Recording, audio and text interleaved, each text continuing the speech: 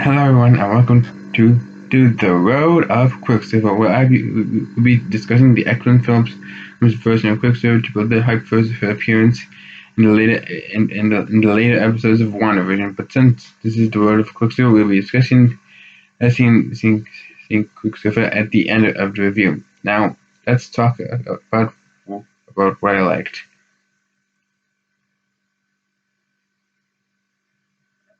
Um, uh, uh, uh, uh,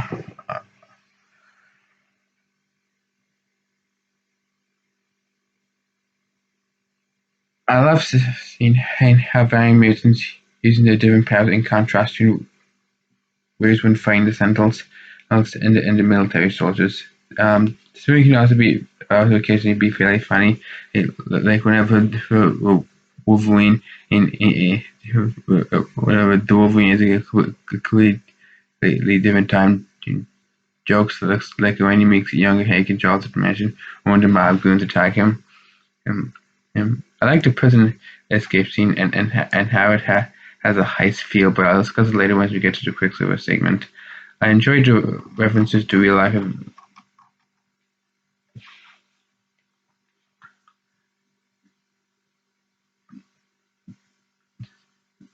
events. It's like the Vietnam War and Richard Nixon, who's back again.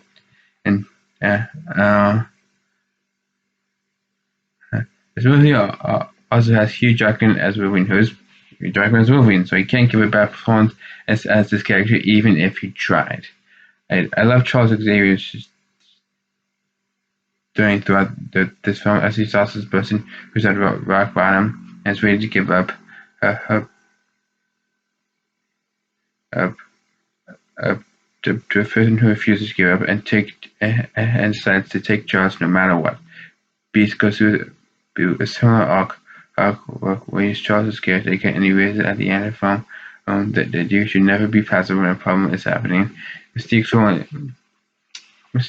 in the story was extended, which I'm fine with because he did have the role in the original Days of Past Future story, just not as much as he does here, but it works. I won't say this hate the same for what they did in X-Men Apocalypse, if, if, since which doesn't work, but we'll cross the bridge when we get there. I love Michael Fassbender's performance, and sure the character is essentially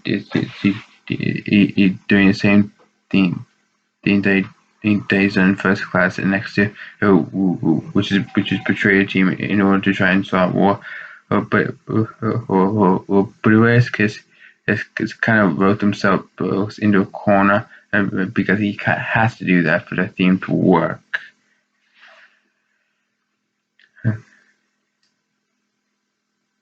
Speaking of the theme of the movie, this film deals with one of the fantasies we've always had. What if you could go back in time and fix mistakes? X, X, X. However, this film realizes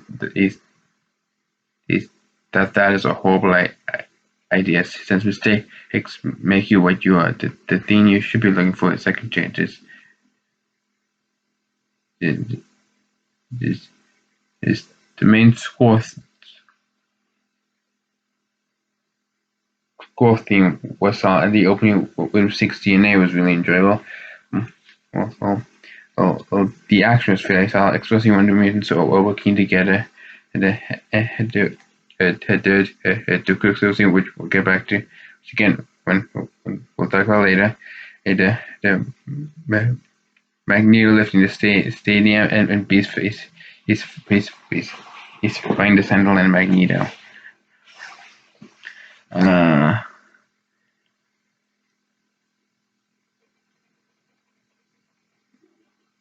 Yeah, the visuals are pretty good. I'm definitely not a fan of Sony Sentinel design. The futuristic Sentinel design were improving, but they are a bit generic. Overall, just decent.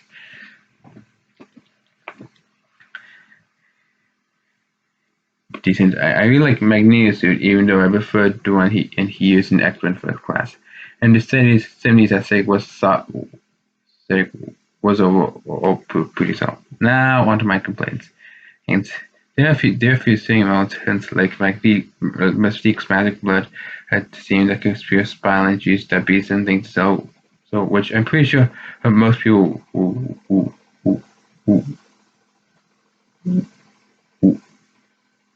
wouldn't mind losing powers that they don't have to get their legs back. And Magneto trying to save JFK because he was a mutant. Now, I in no way, shape, or form have a problem with a comic movie being silly. But in all those instances, it's felt more lazy than silly. He, he, but there's just minor fix six. So I would like two main points on them.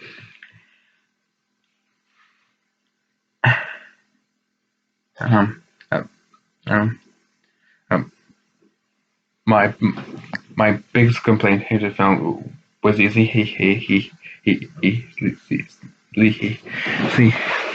he how decided to kill off every accent that wasn't established in the original trilogy except for Hagrid's 13 scene. But I'm sure he survived Dave to the end of the franchise, and that point he get killed off in the next one.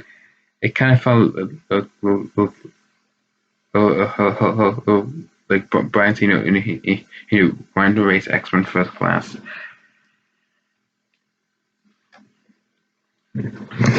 X, X, X,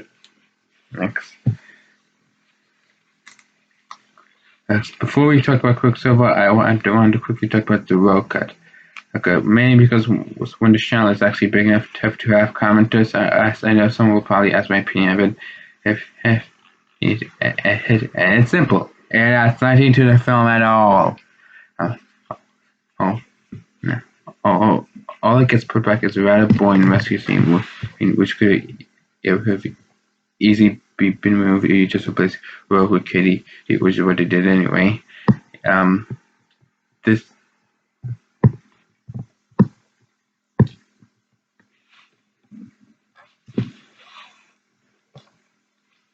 then the scenes also lowers the tension of Magneto getting his arm back because it is interrupted by a boring action scene. And also, how does Robbie know that Rogue is in Cerebro? Oh, oh, oh, sure, the scene gets rid of the fact that Mystique's blood making it so that they're able to take their path, take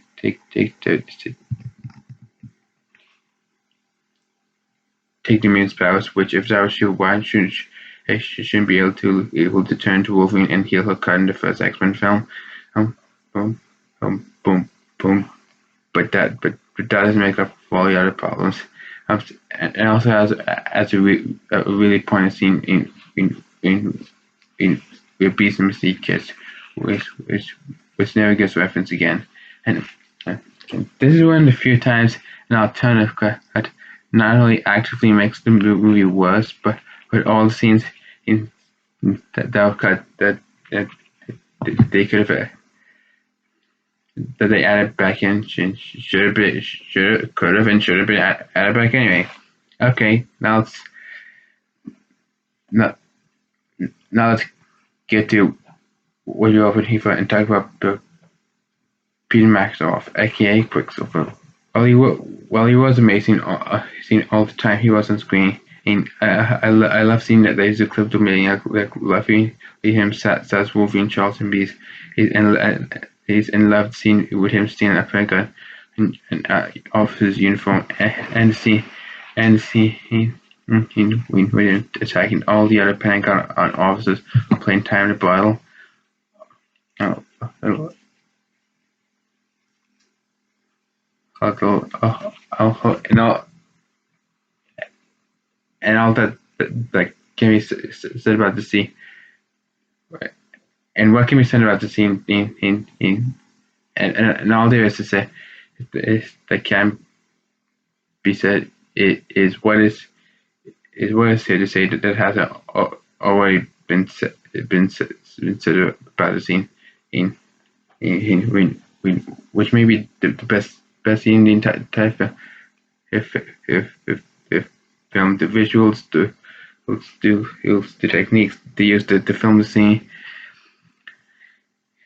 He just demonstrates his and all Quicksilver's expression make it perfect in any way. I really like how Peter Evans' performance, which makes Quicksilver fun and likable. But my only complaint of him is that you can tell how that he's just there because the court ruled that both Fox and Marvel will have the rights to Scarlet Witch and Quicksilver, and Fox wanted to use him before Marvel did. Which is why he decides to leave the film after just two phenomenal scenes. And, even though he could be extremely useful later on, and so I loved him. Even though I won't be the first film he was a big tag on. Overall, I thought this film was great. I enjoyed almost all of it, but it is a flaw film. Nonetheless, if you want to check it out, I think you just watch the theatrical cut. I give it an 8.5 out of 10. And make sure to like, comment, and subscribe, and peace.